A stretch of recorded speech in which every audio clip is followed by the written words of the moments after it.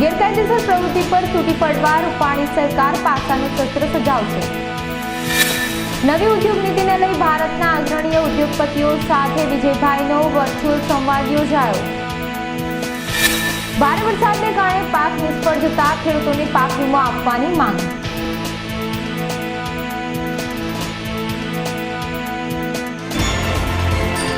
નમસ્કાર દર્શક મિત્રો, अब तक બુલેટિનમાં આપ સૌનું સ્વાગત છે। ગુજરાત શાંત સલામત અને સુરક્ષિત રાજ્યની આગવી ઓળખ ધરાવે છે, ત્યારે કેટલાક લેભાગુ શખ્સો દ્વારા પોતાના આર્થિક હિત માટે ગંભીર ગુના આચરતા હોય છે। તેની સામે પોલીસ અસરકારક કામગીરી કરી શકે તે માટે સંવેદનશીલ મુખ્યમંત્રી વિજયભાઈ રૂપાણીએ પાસાના કાયદામાં ઘણા આવકાર્ય કહી શકાય તેવા સુધારા સાથે પાસાના કાયદાનો વ્યાપ વધારવા માટે વટહુકમથી દરખાસ્ત કેબિનેટ બેઠકમાં મૂકવામાં આવી છે। ત્યારે પાસાના કાયદાનો અત્યાર સુધી બુટલેગર, ઘરફોડી અને જમીન કૌભાંડમાં સંડોવાયેલા શખ્સો સામે જ ઉપયોગ થતો હતો।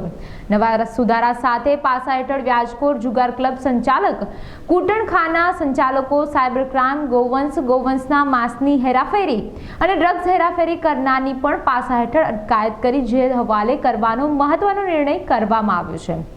કાયદાની આટીઘૂટી અને છટકબારીનો લાભ લઈને છૂટી જતા રીઢા ગુનેગારોને પાસા હેઠળ જેલમાં ધકેલવા માટે અસામાજિક પ્રવૃત્તિ પર અંકુશ લાવવા માટે 1985 થી ગુજરાતમાં પાસાનો કાયદો બનાવવામાં આવ્યો હતો। પાસા હેઠળ જેલમાં ધકેલાયેલા શખ્સો પોતે નિર્દોષ છે તેવું સાબિત કરી તેમને જ કરવાનું હતું અને તેની પાસા બોર્ડમાં સમીક્ષા બાદ તેના પાસા હેઠળ કેટલો સમય જેલમાં રાખવો તે અંગે નિર્ણય પાસા બોર્ડ દ્વારા કરવામાં આવતો હતો। ત્યારબાદ હાઈકોર્ટમાં રીટ કરવાની જોગવાઈ લાગુ કરવામાં આવી હતી। પાસાનો કાયદો દારૂના ધંધાર્થી, ભૂમાફિયા અને ઘરફોડની ગુનામાં સંડોવાયેલા શખ્સો સામે કાર્યવાહી કરવામાં આવતી હતી અને રાજ્યની સરખામણીમાં ગુજરાત રાજ્યની શાંતિ અને સલામતી માટે આગવી ઓળખ છે। કાયદોની વ્યવસ્થા જાળવવામાં અન્ય રાજ્યની સરખામણીમાં અગ્રેસર છે। તેમ છતાં કેટલાક શખ્સો પોતાના આર્થિક ફાયદા માટે છાને ખૂણે અનધિકૃત રીતે વ્યાજનો ધંધો કરી ગરીબ અને જરૂરિયાતમંદ પાસેથી તગડું વ્યાજ વસૂલ કરતા હોય છે। લાચાર મહિલાની મજબૂરીનો લાભ લઈને દેહના સોદા કરાવી કૂટણખાનું ચલાવી પોતાની આજીવિકા ચલાવતા હોવાનું સામે આવ્યું છે। ડિજિટલ યુગમાં ડેટા ચોરી કરી સાયબર ક્રાઇમના ગુના આચરનાર શખ્સો સામે કડક રીતે કાર્યવાહી કરવા, યુવતી અને મહિલાઓ પર દુષ્કર્મ આચરતા અને જાતીય સતામણી કરતા શખ્સો, ધાક ધમકી દઈ મિલકત હડપ કરવાના અને ખૂની હુમલા સહિતના ગુનામાં સંડોવાયેલા શખ્સો સામે પણ પાસા હેઠળ કાર્યવાહી કરવાની જોગવાઈ કરવામાં આવી છે। રાજ્ય સરકાર દ્વારા કોરોનાની મહામારી બાદ ઉદ્યોગોને બેઠા કરવા માટે નવી ઔદ્યોગિક નીતિ બનાવવામાં આવી હતી। આ નીતિ અંતર્ગત નાના અને મધ્યમ ઉદ્યોગોને ફરી બેઠા કરવા અનેક પ્રકારના ફેરફારો કરવામાં આવ્યા છે। ત્યારે આજરોજ રાજ્યના મુખ્યમંત્રી વિજયભાઈ રૂપાણી દ્વારા ભારતના અગ્રણીય ઉદ્યોગપતિ અને કોર્પોરેટ સાથે વર્ચ્યુઅલ ઇન્ટરેક્ટિવ મીટ કરવામાં આવી હતી। गुजरात औद्योगिक नीति 2020 के लिए आयोजित किए गए इस वेबिनार में आप सभी का हार्दिक स्वागत करते हुए मैं बहुत खुश हूं। गुजरात का चप्पा चप्पा आपका हार्दिक स्वागत करता है। इस वेबिनार को आगे बढ़ाने से पहले इस महामारी के संकट में समय आप सबने हम पर जो विश्वास जताया है और उसके लिए मैं आप सभी को धन्यवाद कहना चाहता हूं। सरकार, उद्योग जगत और नागरिकों की मजबूत हिस्सेदारी के बल पर ही इस महामारी में से लड़ने के लिए हम सक्षम हुए हैं। राज्य के उद्योगों ने भी सरकार द्वारा उठाए गए हर कदम पर सरकार का साथ दिया है। आज गुजरात अपनी प्रतिज्ञा, जिससे गुजरात हर से कोरोना, इसके लिए प्रसिद्ध है। हमारे उद्योगों ने भी हमारी इस प्रतिज्ञा को सच कर दिखाया है। उदाहरण के तौर पर महामारी के शुरुआती समय पर mask, gloves, PPE kit, hand sanitiser, ventilator, medical चीज उसकी मांग अधिक थी। इन सभी जरूरी चीजों की आपूर्ति को सुनिश्चित करते हुए गुजरात के उद्योगपतियों आगे आए और उन्होंने स्थानीय कामगारों और उसके सामानों का उपयोग कर राज्य में इनका उत्पादन शुरू कर दिया। हमने mask, PPE kit, sanitiser, ventilator, दवाइयां न केवल अपने राज्य के लिए उपलब्ध कराया बल्कि दूसरे राज्यों और विदेश में भी हमने उसकी सप्लाई की। गुजरात के व्यापारी और उद्योगपति आगे आए हैं और उन्होंने अन्य राज्यों और अन्य देशों के लिए भी हाइड्रोक्सी क्लोरोक्विन यानी कि HCQ की दवाइयां का पर्याप्त मात्रा में उत्पादन किया और हमारे यह प्रयास दर्शाता है कि गुजरात पूरे विश्व की चिंता करता है। साथियों, आज इस अवसर पर मैं उन व्यापारियों को भी दिल से प्रशंसा करना चाहता हूं कि जिन्होंने मुख्यमंत्री राहत कोष में चीफ मिनिस्टर रिलीफ फंड में उदारता पूर्वक योगदान दिया है और कोविड-19 के विरुद्ध लड़ाई आपके इस योगदान से भी हमें काफी मदद भी मिली है। इस महामारी के कारण आज का समय हम सभी के लिए कठिनाइयों भरा दौर है, लेकिन यह बात भी सच है कि कठिनाइयां हमसे हमेशा एक बड़े अवसर प्रदान करती है और भारत के माननीय प्रधानमंत्री श्री नरेंद्र भाई मोदी के मजबूत नेतृत्व में प्रभावी रणनीति और सुशासन के साथ इस संकट का सामना भी किया है।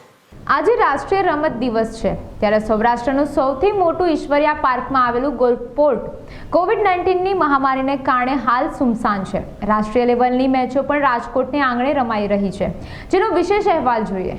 ક્રિકેટના પ્રભુત્વને કારણે હોકી અને ગોલ્ફ જેવી રમતો ઝાંખી પડતી ગઈ છે। જોકે ગોલ્ફ આજે પણ ધનવાનોની પ્રિય રમત છે। ગોલ્ફ રમવા માટે પવન પરખવાની શક્તિ, શરીરનું સંતુલન જાળવી રાખવું, એકાગ્રતા સહિતના ગુણ ખૂબ જ જરૂરી છે। રાજકોટના ઈશ્વરિયામાં ગોલ્ડ માટે 80 એકર વિસ્તારમાં 9 પોઈન્ટ સાથે સૌરાષ્ટ્રનું સૌથી મોટું ગોલ્ફ પોર્ટ તૈયાર કરવામાં આવ્યું છે। અબ તક ચેનલના માધ્યમ દ્વારા અમે ડ્રોન કેમેરાનો અદ્ભુત નજારો આજે રાષ્ટ્રીય રમત દિન નિમિત્તે દેખાડી રહ્યા છીએ। વર્ષ 2008માં કલેક્ટર પ્રદીપ શર્માએ સ્પોર્ટ્સ બાબતે રુચિ લઈ રાજકોટના ઈશ્વરિયા પાર્ક ખાતે ગોલ્ફ ક્લબની રચના કરી, જેનું ઉદ્ઘાટન હાલના વડાપ્રધાન અને ત્યારના તત્કાલીન મુખ્યમંત્રી નરેન્દ્રભાઈ મોદીના હસ્તે કરવામાં આવ્યું હતું। કુલ 80 એકર જેટલી જગ્યામાં 9 અલગ અલગ પોઈન્ટ ગોલ્ફના અહીં આવેલ છે। સૌરાષ્ટ્રનું સૌથી મોટું ગોલ્ફ કોર્ટ ઈશ્વરિયા ખાતે રાજકોટમાં આવેલ છે, તે ગૌરવની વાત છે। રાજકોટના પ્રતિષ્ઠિત વ્યક્તિઓ આ ગોલ્ફ ક્લબના મેમ્બર છે। હાલ લોકડાઉનના હિસાબે ક્લબ બંધ છે। સ્ટેટ લેવલની ટુર્નામેન્ટ પણ રાજકોટના આંગણે ઈશ્વરિયા ખાતે યોજાય છે। દર બુધ અને રવિવારે તમામ મેમ્બર્સ અહીં ગોલ્ફ રમવા માટે એકઠા થાય છે। આજે 29 ઓગસ્ટ રાષ્ટ્રીય ખેલકૂદ દિવસ છે, સ્પોર્ટ્સ ડે છે। એ નિમિત્તે આપને કહું તો અહીંયા સૌરાષ્ટ્રનું મોટામાં મોટું ગોલ્ફ કોર્ટ ઈશ્વરિયા ખાતે 2008માં પ્રદીપ શર્મા સાહેબના નેજા નીચે આ આખી એક્વાયર કરી અને ઊભું કરવામાં આવેલું અને એમનું ઉદ્ઘાટન અત્યારના આપણા પ્રાઇમ મિનિસ્ટર તત્કાલીન ચીફ મિનિસ્ટર શ્રી નરેન્દ્રભાઈ મોદી સાહેબે કરેલું। 12 વર્ષથી આ ગોલ્ફ કોર્ટ કાર્યરત છે। અહીંયા અલગ અલગ ટુર્નામેન્ટ સ્ટેટ લેવલની પણ થાય છે અને મોટી મોટી હસ્તીઓ રાજકોટની અને IPS IAS ઓફિસરો પણ ખુદ પોતે રમવા અહીંયા પધારે છે અને એ ગૌરવની વાત છે। આજના દિવસે આપ સાહેબ અહીંયા આવ્યા અને અમને જે આ યાદી કરાવી એના માટે ખૂબ ખૂબ આભાર। અને ખાસ તો કેટલા પોઈન્ટ્સ અહીં આવેલા છે અને અહીંયા કુલ ટોટલ 9 જેટલા જેના આપણે હોલ કહેવામાં આવે છે, એ 9 હોલ અહીંયા ડિસ્ક્રાઇબ કરેલા છે અને ખાસ કરીને 200 વીઘા એટલે 80 એકર જેટલો એરિયા છે આ, જેની અંદર આ બધું આવેલું છે ફરતું। વરસાદની મોસમ બાદ જે રીતે પ્રકૃતિ સોળે કળાએ ખીલી છે, જેના દ્રશ્યો અબ તક મીડિયા રજૂ કરી રહ્યું છે। રાજકોટનું જંગલ સમાન પ્રદ્યુમન પાર્ક પ્રાણી સંગ્રહાલયના અવકાશી દ્રશ્યો અહીં રજૂ છે, જેમાં પ્રકૃતિએ ઓઢેલી લીલી ચાદર જોઈ શકાય છે। સૌરાષ્ટ્ર સહિત સમગ્ર રાજ્યમાં મેઘરાજા મન મૂકીને વરસ્યા છે, જે બાદ ઠેર ઠેર કુદરતે લીલી ચાદર ઓઢી હોય તેવું લાગી રહ્યું છે। વરસાદ બાદ પ્રકૃતિ સોળે કળાએ ખીલી છે, તેમાં પણ ખાસ રાજકોટનું પ્રદ્યુમન પાર્ક પ્રાણી સંગ્રહાલય કે જેને આબેહૂબ જંગલ જેવું જ બનાવવામાં આવ્યું છે, જેથી વન્ય પ્રાણીઓને જંગલોનો અહેસાસ થઈ શકે। વરસાદ બાદ પ્રદ્યુમન પાર્કનો રમણીય નજારો અબ તક મીડિયા અલગ અંદાજ સાથે અવકાશી દ્રશ્યો રજૂ કરી રહ્યું છે। વરસાદ બાદ હરિયાળા જંગલમાં વાઘ, રીંછ સહિતના વન્ય પ્રાણીઓ મન મૂકીને વાતાવરણનો લાવો લઈ રહ્યા છે। ચોટીલા એપીએમસીમાં મુખ્યમંત્રી કિસાન સહાય યોજના કાર્યક્રમ યોજવામાં આવ્યો હતો। મંત્રી કુંવરજીભાઈ બાવળિયાની ઉપસ્થિતિમાં સાયલાબાદ ચોટીલા ખાતે કિસાન સહાય માર્ગદર્શન કાર્યક્રમ યોજાયો હતો, જેમાં થાનગઢ, ચોટીલા અને મૂડી વિસ્તારના અંદાજે 200 જેટલા ખેડૂતોએ સોશિયલ ડિસ્ટન્સના નિયમનું પાલન કરીને ઉપસ્થિત રહ્યા હતા અને ખેતી વિશે માર્ગદર્શન આપવામાં આવ્યું હતું। રાજકોટ શહેરના અવધ રોડ ખાતે થયેલા બળાત્કારના મામલામાં ગાંધીગ્રામ 2 પોલીસ મથકે મુખ્ય આરોપી સહિત કુલ 3ની ધરપકડ કરી છે. મુખ્ય આરોપીએ પીડિતા સાથે અગાઉથી મિત્રતા હોય રિક્ષામાં બેસાડી જઈ આ ગુનો આચર્યાની કબૂલાત આપી છે. પોલીસે આરોપીની ધરપકડ કરી વધુ કાયદેસર કાર્યવાહી હાથ ધરી છે. રાજકોટ શહેરમાં યુનિવર્સિટી વિસ્તારમાં એક અવધનો ટેકરો છે, અવાવરો વિસ્તાર. ત્યાં ગત 22 તારીખે રાત્રે 9 વાગે ભોગ બનનાર એક યુવતીને 3 યુવાન મિત્રો સાથે પરિચય હોય, એટલે તે પૈકી એક પાસેથી 400 રૂપિયાની જરૂર હોય તે લેવાના બહાને એ લોકોએ એને વિશ્વાસમાં લઈ પરિમલની રિક્ષામાં એને લઈ ગયા હતા અને સાથે નૈમિષ અને હિતેશ આ બંને મિત્રોએ વારાફરતી તેની ઈચ્છા વિરુદ્ધ દુષ્કૃત્ય આચરેલું છે. આ પ્રકારની ફરિયાદ યુનિવર્સિટી પોલીસ સ્ટેશનમાં દાખલ કરી છે. 3 આરોપીઓને અટક કરવામાં આવ્યા છે અને હાલમાં તપાસ મહિલા પોલીસ સ્ટેશનના અધિકારીને સોંપવામાં આવી છે અને 3 મિત્રો આ યુવતીને ઘણા સમયથી પરિચિતમાં હોય તેવું હાલમાં પ્રથમ દ્રષ્ટિએ જણાયેલું છે. 3નો ગુનાહિત ઇતિહાસ છે, એમાં ખાસ કરીને પ્રોહિબિશન સાથે સંકળાયેલા છે. એક છે રિક્ષા ચલાવે છે, સામાન્ય મજૂરી કરે છે અને બાકીના બંને પણ છૂટક મજૂરી કરે છે. વડાલી તાલુકાના હઠોજ છાવણી ગામ ખાતે શિક્ષણ વિભાગ દ્વારા ધોરણ 6 અને 7 એકાએક બંધ કરી દેવાતા ગામવાસીઓ દ્વારા શાળાની તાળાબંધી કરવામાં આવી હતી. ગામમાં શિક્ષણની બીજી કોઈ વ્યવસ્થા ન હોવાથી લોકોમાં ભારે રોષ જોવા મળ્યો હતો. તેમજ શાળામાં ફરીથી બંને ધોરણો શરૂ કરી દેવાની માંગ ઉઠવા પામી છે. અહીંયા ઠરાવ કરવામાં આવ્યું કે અમારા વિદ્યાર્થીઓને કોઈ બી એલસી આપી નહીં, એ રીતનું સાહેબ જોડે આપણે ઠરાવ બનાવ્યો તમે બરાબર. છતાં સાહેબે અમારા કોઈ ગામ લોકોને રજૂઆત નથી કરી. હું આપણા શાળાની અંદર અધ્યક્ષ છું, મને પણ જાણ નથી કરી અને બારોબાર શાળાની અમે આપણે વડાલી ગયેલા હતા આપણને આવેદનપત્ર આપવા. હું રવારી મોતીબી સવાભાઈ હઠોજ છાવણી પ્રાથમિક શાળાનો ઉપશિક્ષક છું. સાહેબ, આ તાળાબંધી કરવાનું કારણ શું છે? તાળાબંધી ગામ લોકોને એવું કેવું છે, સરકારશ્રીના આદેશ મુજબ ધોરણ 6 અને 7 વર્ગો બંધ કરવાનો આદેશ હતો. સાહેબ, અમે 24/8/2020ની રોજ અમે તાળાબંધી કરી. તાળાબંધી એટલા માટે કરી કે મારા છોકરાને 17 છોકરા છે, છઠ્ઠા હાથમાં કુલ સંખ્યા 63 છે. તોય છતાંય અમારી શાળા બંધ કરવામાં આવી. વચ્ચે અમારો વાઘો આવે છે, વચ્ચે શમશાન છે, અઠોજ ગામ છેટી છે. એટલા માટે અમારી દીકરીઓ અમે ગરીબ બક્ષીબંધના માણસો છીએ અને મૂન કે દીકરીઓ અમારી કોઈ ભણતી નથી. એટલા માટે અમારા 8મું ધોરણ અહીંયા મળે તો અમારી બેન દીકરીઓ ભણે અને અમારા છોકરાનું ભવિષ્ય સુધરે. અમારી માગણી એ જ છે કે આ બંધ ના થાય, અમને 8મું ધોરણ મળે તો અમારે કોઈ વિરોધ નથી. સરકાર દ્વારા શિક્ષણ નીતિ 2020 તાજેતરમાં જ જાહેર કરવામાં આવી છે. આ નવી શિક્ષણ નીતિ પ્રમાણે શિક્ષણ પ્રણાલીમાં ઘણા ફેરફારો કરવામાં આવ્યા છે. ત્યારે નવી શિક્ષણ પ્રણાલીમાં આવેલા ફેરફારો પર શિક્ષણ તજજ્ઞો દ્વારા પોતાના મંતવ્યો રજૂ કરવામાં આવ્યા હતા. જેમાં કાર્યધારની શિક્ષણવિદ તકુબાએ પોતાનો મંતવ્ય રજૂ કરતા જણાવ્યું હતું કે ભારતની એકતા અને અખંડિતતા પર ધ્યાન કેન્દ્રિત કરી તે પ્રમાણે પાઠ્યપુસ્તકોના ભણતરની રચના કરવામાં આવે તેમ સૂચવવામાં આવ્યું હતું. आज हम पूरे देश में बेरोजगारी का बहुत सामना कर रहे हैं. आज हमारे युवा जो शिक्षित है उनको रोजगारी के लिए यहाँ वहाँ इधर उधर, और हमारी जो शिक्षा पद्धति है वो पद्धति सिर्फ मैकॉले ने जो किया था, कारकुन बनाने का, क्लर्क बनाने का जो तरीका दिया था उस तरीके से ही काम कर रही है.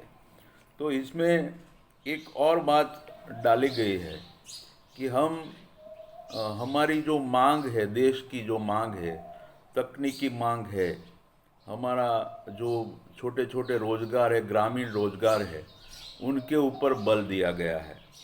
और न केवल साक्षरता के ऊपर बल है, साक्षरता और संख्या ज्ञान ये शिक्षा का अंतिम बिंदु नहीं है, लेकिन अपितु उच्च स्तरीय समस्या और उनका समाधान, हमारी जो समस्या है उनका समाधान भी यहाँ से प्राप्त हो, ऐसा संज्ञानात्मक क्षमताओं का विकास करना.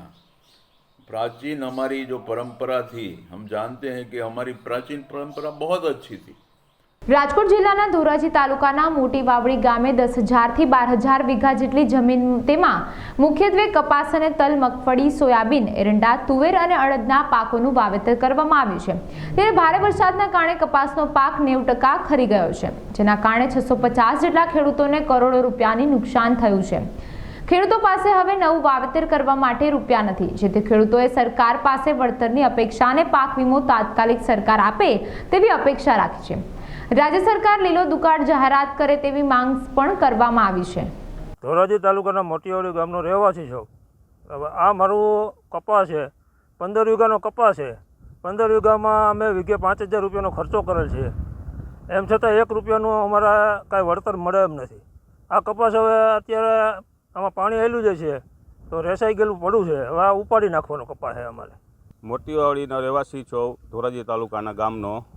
મારે 20 વીઘાનો કપાસ વાવેલો છે, એમાં હાલમાં વરસાદ એટલો પડી ગયેલો છે કે ટોટલ બધું બળી ગયેલું છે અને વીઘે અમે 5,000 રૂપિયાનું નુકસાન કરેલી છે। હાલમાં વાવેલ નાખેલું છે એમાં, પણ અત્યારે 1 રૂપિયાનો નફો એમાં છે નહીં હાલમાં। દામનગર ખાતે આવેલ સુપ્રસિદ્ધ ભુરખિયા હનુમાનજી મંદિર ખાતે પુરવઠા મંત્રી કુંવરજીભાઈ બાવળિયાએ દર્શન માટે આવ્યા હતા, ત્યારે તેમની સાકર તુલા કરવામાં આવી હતી, તેમજ કોરોનાની મહામારીને ધ્યાનમાં રાખી મર્યાદિત પ્રમાણમાં લોકો ઉપસ્થિત રહ્યા હતા। દર્શને આવેલા પુરવઠા મંત્રીનું ભુરખિયા મહાદેવના મંદિરના ટ્રસ્ટીઓ દ્વારા સાર ઉઢાડીને સન્માન કરવામાં આવ્યું હતું। આ તકે ગામવાસીઓ દ્વારા ભુરખિયા ગામમાં રહેલી પાણીની સમસ્યા અને એસટી બસની સમસ્યા વિશે જણાવતા ઘટતું કરવાની પુરવઠા મંત્રી કુંવરજીભાઈ બાવળિયાએ ખાતરી આપી હતી।